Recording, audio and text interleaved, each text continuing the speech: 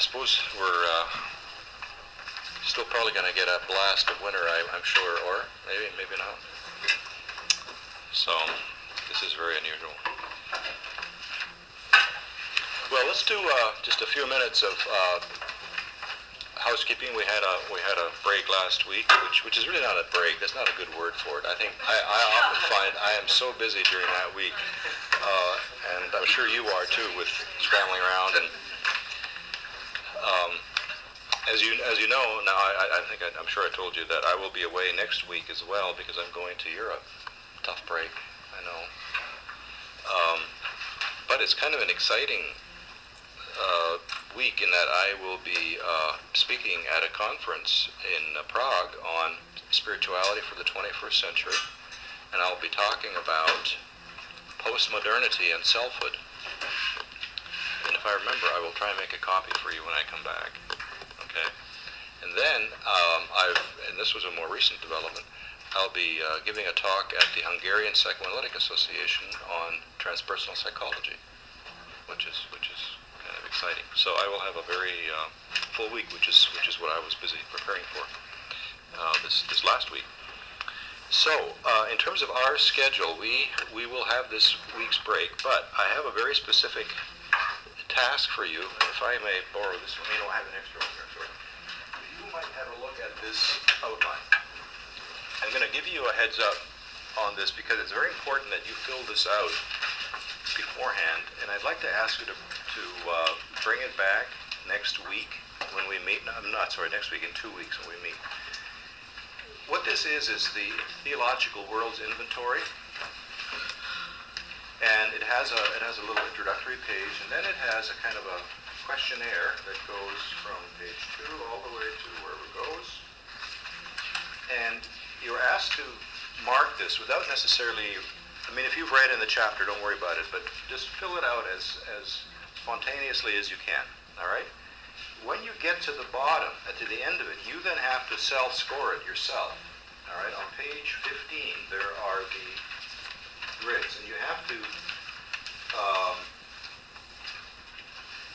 do the instructions in the right way. In other words, it says here, for each of the following questions, choose the first one that fits your answer, put a 3 next to that, the next one 2 and 1. So in other words, it goes 3, 2, 1. So you make sure you operate accurately. Some people do it backwards, and then it skews the score. The score doesn't come out right. So then you transfer that to the back page, and then you tally it.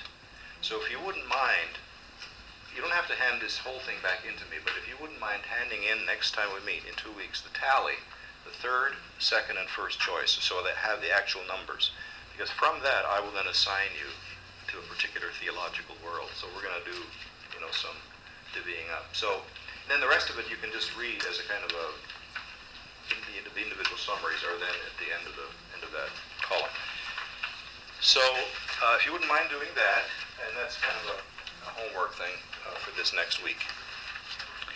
Now, looking ahead in our chapter, so we're not meeting next week, but we do meet on the 29th, and I'm going to select 3 chapters in particular. We're not going to be able to make it all the way through this book because our time is going to run out, so I'm going to actually designate 3 further chapters. We're going to address some today in the second hour, but for the rest of the reading, in other words, that actually means in 2 weeks, would you mind reading, some of this you may already have covered, so this may be modest. Chapter 9, starting in page 94, the wisdom model, knowing and unknowing God, page 109, and healing wisdom for suffering and evil, the David Augsburger chapter, the question of evil, page 125. So those are the 3 chapters we're going to cover in 2 weeks. Okay? So what were we supposed to address for today? For today, I think we were moving, but I think the healing wisdom and human flourishing. Page 57. That's what I'm going to cover today. Page 57 through up to 93. I'm going to cover that today. I read 72 through 120. Yeah, that's what I did. Oh, okay. Well, that's all right. You're gonna be nicely surprised then today by what I will say. Okay. Oh, well, that's the same thing. Good. Yeah, it'll be a good introduction to what your readings will be. So, okay. Now, in 3 weeks, then, starting on the 5th, April 5th, I'll have pretty much that whole class. I'm going to be lecturing on Jones, but because the Jones material is a little bit dense, you have to kind of stay with it and sort of really get into the rhythm of it. And because we're not meeting next week, I'd like to ask you to be sure to have a head start on Jones, okay? So don't leave Jones until, April 1st or something. I would say start reading in Jones for sure, if you would, okay?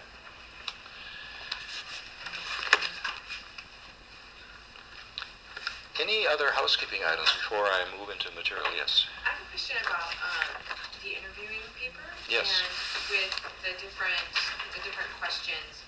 In the growth directions portion of it, is that our own assessment of where we see this person growing, or do we ask them, where do you see yourself growing, or how would you like to grow? I would say it's a combination. I mean, if you can solicit input from them as to how they experience their growth currently, or some commentary about that, you're certainly welcome to use it, but I think you also want to draw on your own, not just your intuitions, but just your compilation of where you see that person's life developing. So I'd say make it a combination. How many of you, by the way, are doing the dialogue interviews? How many of you are doing that model? So a good half of you or more. Okay, good. Well, that's one other thing. You can be working on this next week. So it's a week to kind of do some catch up if you have things that you're needing to address. Okay. Yeah. I already did my 2 interviews for it, but I might meet with her again. But I mean, I was torn. There's so many ways to go about it. Like Diane and I were talking. Like I didn't want to give her any leading questions, so I had all my questions, but I didn't. I wanted her, whatever she revealed, to kind of be her story. Yes. So clearly, I think there's going to be some parts that are so more complete and other parts that are less complete.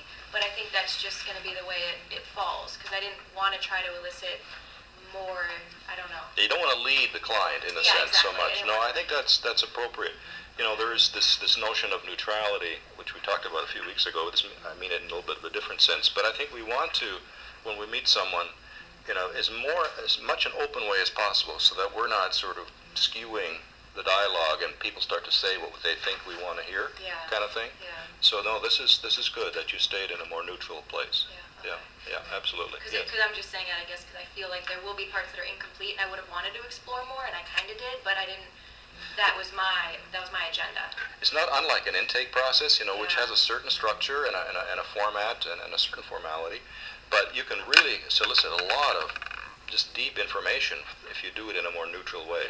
Let the client also guide you. And let silence come in too. Like Absolutely. They're thinking about stuff, and they need to sort of dig a little bit deeper in their own selves. So yes, absolutely. Treat it like a